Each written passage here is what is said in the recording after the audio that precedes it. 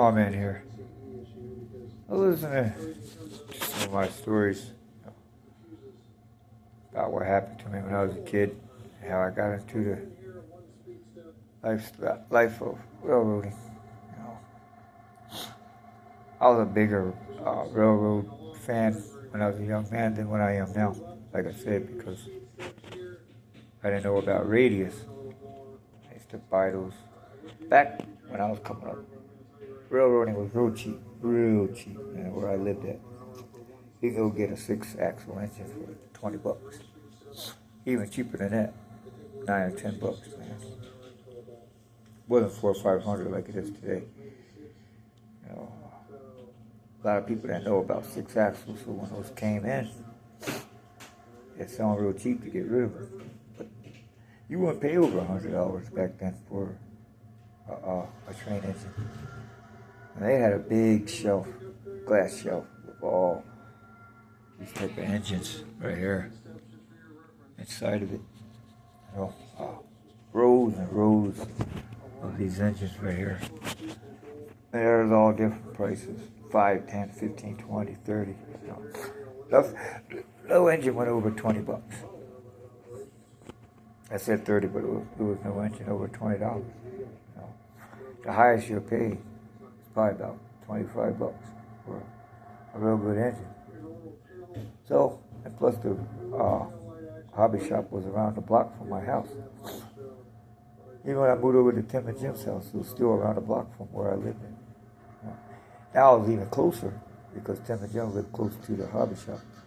I lived a little ways across the field, so it took a little time to get there. But I could still get there, get on my bike, head over to the hobby shop.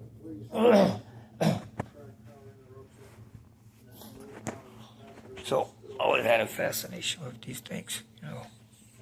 Trains today are a lot better than the trains we had back then, but they still look like this, you know. Gates and all that stuff. They didn't move real slow like that, because there was pancake motors. Pancake motors, they couldn't cross. They're just one speed, you know, forward and backwards. That's all you had. But that was good for us when we was kids. You know? We didn't care. Just like a racetrack. You know, you press the gun and the car takes off. It's gone, flying around the track.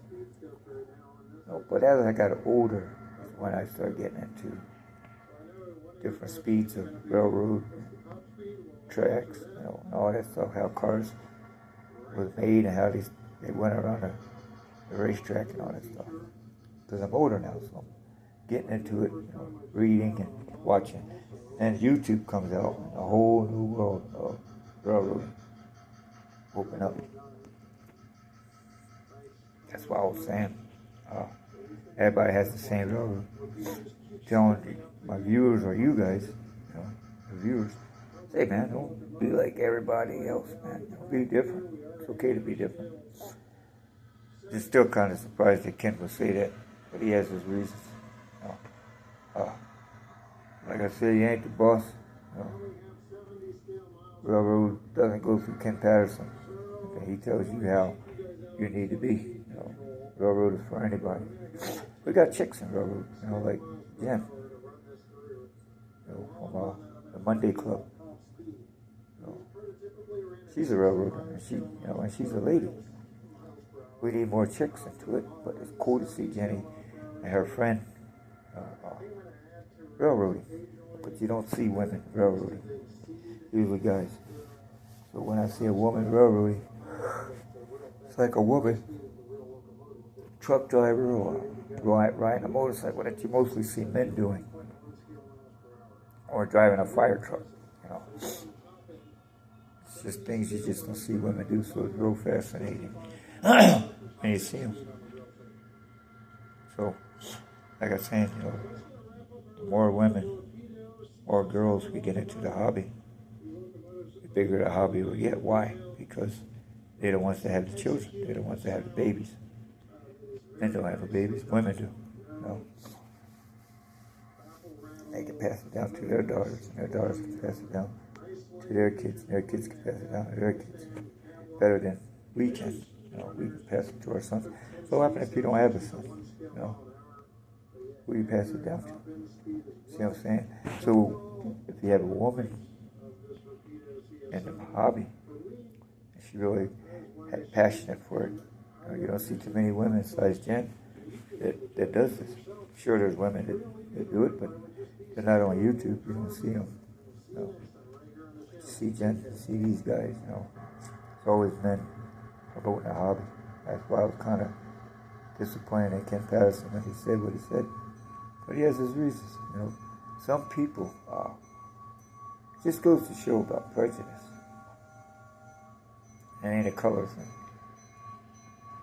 It's just people being prejudiced of other people because they don't have what you have. So you don't feel that this is for them because they just don't have the money that you got. So maybe to save them from spending a lot of money, you tell them, if you don't got the money to be in a hobby, then don't be in it. But me as entry level hobbyist, when it comes to model railroading, I was kind of set back for Ken to do that because I wouldn't say that. I would try to tell you, hey, look, model railroading is at all levels.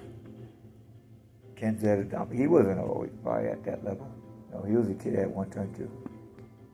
He showed us on YouTube when he first started with his first wife. How small his railroad was when he took a jacket, put those little cotton balls for clouds to be a background, and take pictures of his railroad. So he started as a little guy too. So it's really surprising that he'll say that, but Ken being Ken, knowing how much it costs, he's probably like, I'll save you guys, who don't have the money to be in this. It's a very expensive hobby. Maybe you might want to do something else, because it costs a lot of money. But then you got a person like myself who don't got thousands of dollars to spend on. But you've seen the box that I got. Man, that thing will last for years, man. Those trains in there are years. Since what? 2014, 2017, way back then, 20, 30 years ago. Way back then when I had those. Those trains went everywhere with me. Just like my PlayStation right here. PlayStation, this thing's probably about 8 or 9 years old. I got this at the pawn shop because it cost too much money at the GameStop to buy one of these. But I went to GameStop to get this one because this is the deluxe. The regular one, it's totally different. It plays different than this one. But I wanted a game system. I used to have a PlayStation, I used to have a Super NES when they was out. They took those cartridges out of the disc. But no, I told you the hobby grows with you. As you grow up, the hobby grows up. Different things come out. You start learning different things. Same thing with the railroad. It grows with you. Everybody didn't just come with, like this guy with trains on their walls. Stacks and stacks of trains back there. We didn't come like that. That grew. As he got older, they got older. He started buying more and more.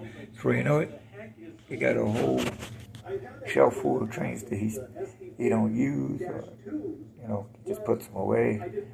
He shows everybody on TV what he got, and you can see. There's other hobbies like SoCal. He says he has other hobbies that he pursues. So it's just railroad, but we know him as a railroad guy.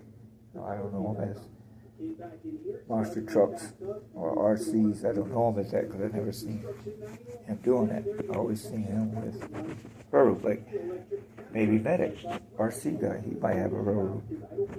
But we wouldn't know because we don't see Medic as a railroad guy. See him as RCs. So Medic popped up one day and he had this huge railroad. We'll be really, I know I would, really surprised because I wouldn't think of Medic. Oh, Medic? No.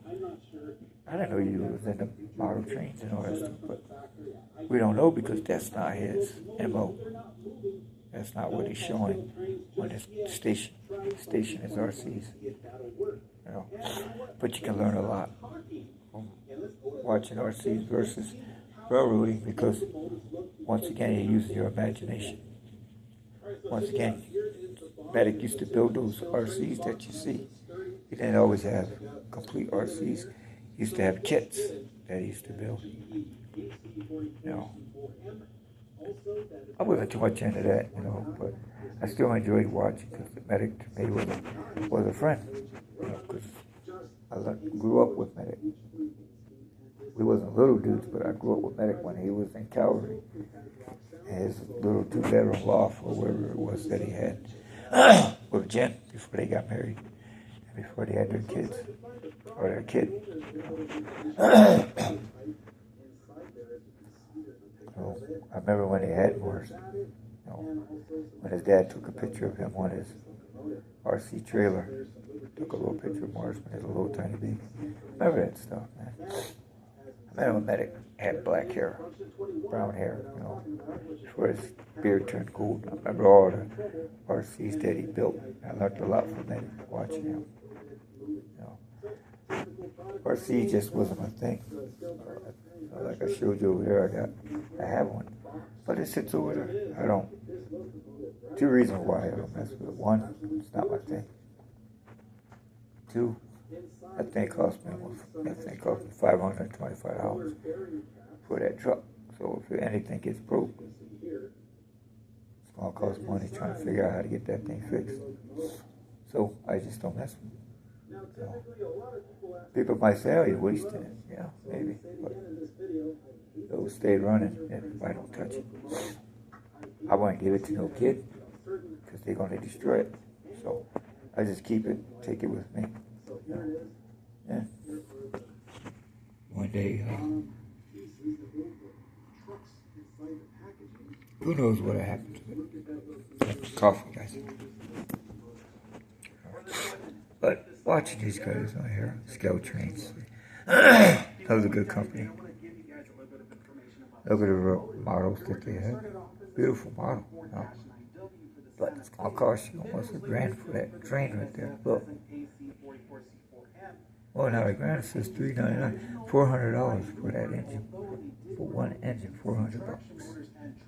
You know how many starter sets you can get with $400? Well, you're going to get 2 of them because it costs $250 for this one. But you can get 1 starter set and a bunch of tracks to go with it. But anyway, I'm rambling. Oh, man.